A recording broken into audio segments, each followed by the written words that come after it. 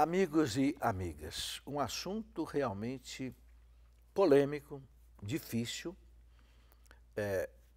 que se conversa muito, mas que pouca gente conhece, é o que nós chamamos de Inquisição. É um processo que aconteceu durante praticamente 600 anos na história do mundo e da Igreja. Bem, eu gostaria de colocar aqui, de maneira muito rápida, nesse pequeno programa, algumas coisas sobre a Inquisição. Podemos tratar disso depois com mais tempo. Mas eu gostaria de dizer inicialmente que quando o Papa João Paulo II ele quis celebrar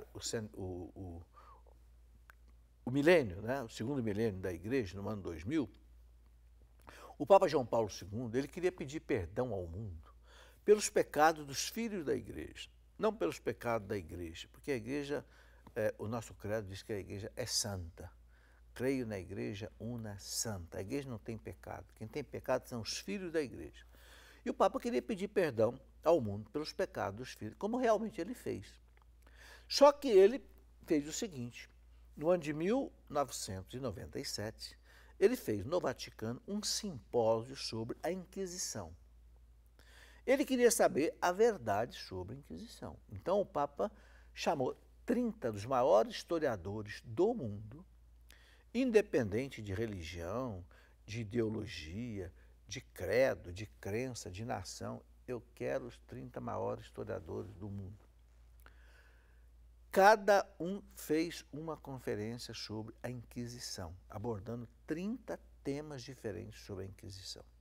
Bem, foi publicado no Vaticano um compêndio chamado Le Inquisitione, 780 páginas. E ficou conhecido no mundo como o trabalho mais atualizado sobre Inquisição. Você imagina reunir 30 grandes historiadores. Muito bem, eu adquiri esse trabalho lá no Vaticano. Ele foi publicado na língua original de cada conferencista, francês, inglês, italiano, espanhol, etc.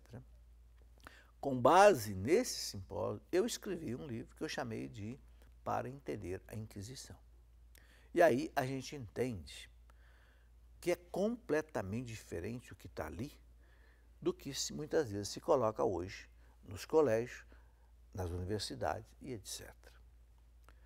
Bom, eu gostaria de colocar aqui rapidamente as razões por que aconteceu a Inquisição. Agora, é muito importante que tudo seja entendido no contexto da época. Porque, repito aqui, o maior crime histórico ou de historiografia que se pode cometer é alguém pegar um fato lá do ano de 1200, quando começou a Inquisição, e querer analisar com a mentalidade, com a cultura do século XX. Não vai entender nada, vai interpretar tudo errado e vai fazer a maior injustiça histórica sobre esse acontecimento.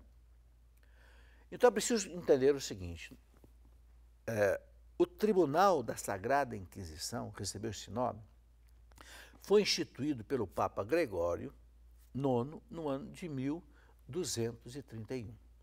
1231, guarde bem essa data, ok? Bom, por quê? E o que era esse Tribunal da Sagrada Inquisição?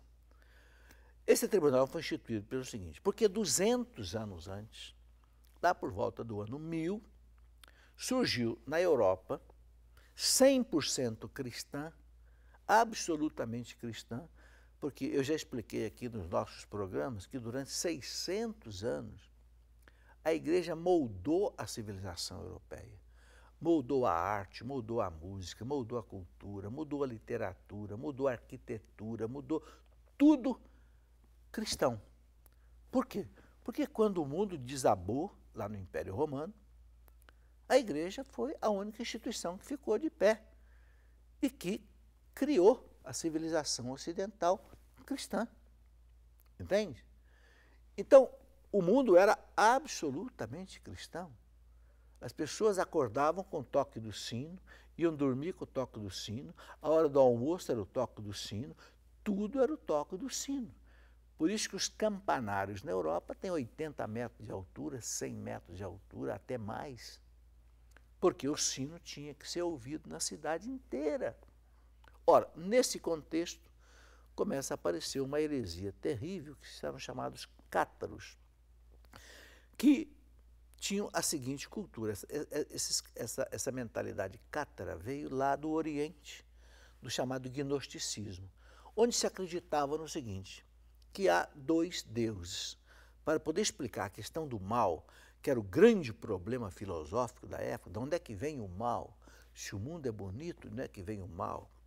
Então, essa heresia que entrou dentro da igreja explicava o seguinte, é que existem dois deuses, um Deus bom e um Deus mau. Bom, já começa errado, que Deus é um só e é bom. Mas dizia, há dois deuses, um bom e um mau.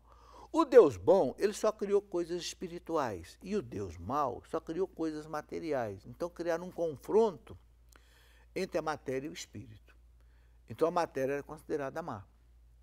Então, esta anti-igreja que se criou, que era a anti-igreja dos cátaros, defendia que tudo que era material não prestava porque era coisa dos maus, do Deus mau. Inclusive, uma mulher, quando estava grávida, trazia no seu ventre uma criança, muitas vezes era morta, apunhalada. Por quê? Porque era considerado que ela trazia no ventre uma obra do Deus do mal. Ora, isso causou na cristandade uma revolta tremenda. E o que acontecia? Os reis cristãos, que também eram cristãos, né, muitas vezes colocavam esses líderes cátaros na fogueira.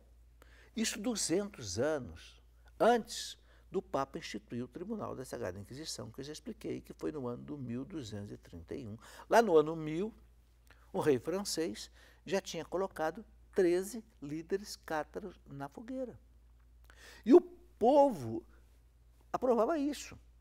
Inclusive, quando começaram a prender alguns desses cátaros e queriam que a igreja o julgasse, um fato interessante que aconteceu é que um bispo, né, ia julgar um grupo desses, quando viu, o povo tinha invadido a cadeia, retirado os cátaros da cadeia, colocado numa choupana, tocado fogo e matado todo mundo.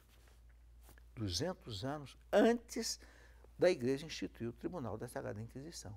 Por que a igreja, então, instituiu o Tribunal da Sagrada Inquisição? Porque a igreja foi pressionada de todo lado. Os reis cristãos, a igreja tem que entrar nessa luta contra os cátaros. Então, o que a igreja fez? A igreja constituiu um tribunal.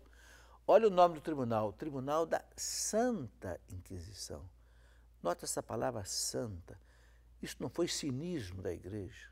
Não, foi reta intenção.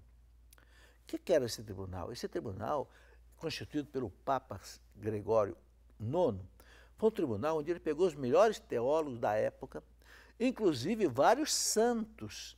São Domingos de Gusmão foi inquisitor.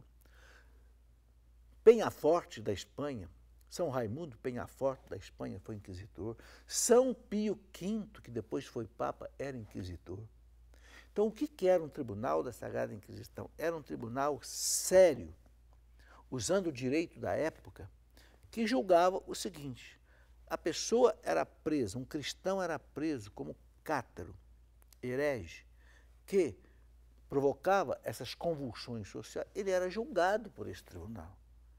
E era dado a ele a oportunidade de se converter, de dizer, não, eu deixo disso, eu vou viver como cristão, etc, etc.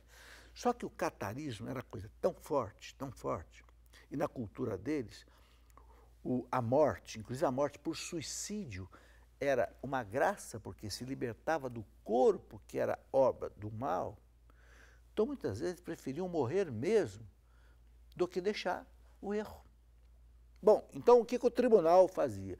Quando estava diante de um réu chamado impenitente, ou seja, ele chamava na época de herege contumaz. Então o tribunal dizia, essa pessoa aqui não aceita se converter, não aceita se arrepender, realmente essa pessoa aqui está no caminho errado. Só que tinha uma coisa muito grave na época. Na época vigorava o direito romano, que dizia o seguinte, um crime contra a fé é um crime contra o Estado, ou seja, é um crime civil. porque havia a união do Estado com a Igreja. E vinha lá no direito romano. Então, a pena para uma pessoa que perseverasse na heresia, tendo chance de mudar pelo Tribunal da Inquisição, e não, essa pessoa, o Estado o punia. Por quê? Porque era uma lei do Estado que um crime contra a Igreja, contra a fé, era também um crime de lesa majestade real, cuja pena era a pena de morte. Então, com isso, realmente, muitos dos condenados no Tribunal da Santa Inquisição foram mortos realmente nos chamados autos de fé. Agora, o número de mortos é completamente diferente do que se fala hoje, que foram milhões de bruxas, nada a ver. Nesse simpósio que o Papa João Paulo II fez, e que abriu os arquivos do Vaticano para esses 30 pesquisadores, todos os arquivos da Inquisição foram abertos à disposição. Os números que foram levantados são irrisórios perto do número que se diz. Então, eu escrevi um livro que eu chamei de Para Entender a Inquisição, onde ali eu coloco todos esses dados, esses números que o simpósio do Vaticano trouxe. E aí você pode observar que é completamente diferente daquilo que a maioria de professores coloca nos cursinhos, nos colégios, nas universidades. Bom, então, o que eu sugiro para você? Eu não quero que você acredite em mim. Eu gostaria que você pegasse esses documentos desses 30 historiadores do mundo, que eu transcrevi muita coisa no meu livro para entender a Inquisição. Ou você fosse na fonte original, Le Inquisitione, publicado pela Biblioteca do Vaticano, e você fosse confrontar esses dados. E aí a gente vai entender o seguinte, que no contexto da época, nem os santos se voltaram contra a Inquisição. Pelo contrário, muitos santos e beatos foram inquisidores. Você não vai encontrar um São Francisco de Assis, que é da época contra a Inquisição. Você não vai encontrar um São Domingo de Gusmão contra a Inquisição. Você não vai encontrar um São Raimundo Penhaforte contra a Inquisição. Você não vai encontrar uma Santa Teresa d'Ávila, um São João. Você não vai encontrar nenhum santo contra a Inquisição. Por quê? Porque os santos, na cultura da época, no contexto da época, também eles acharam que aquilo era necessário. Entendeu? Então, é claro que hoje jamais caberia fazer uma inquisição. Mas é líquido e certo,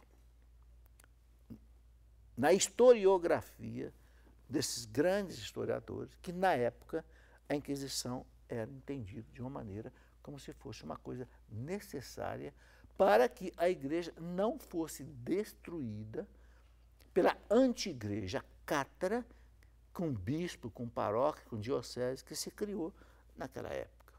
Bom, é um estudo longo que eu sugeriria a você que, se quiser aprofundar, pode ler nesse livro ou então em outros livros que podem dar a você, especialmente o simpósio, o compêndio do simpósio do Vaticano, que pode dar a você uma informação mais segura ainda.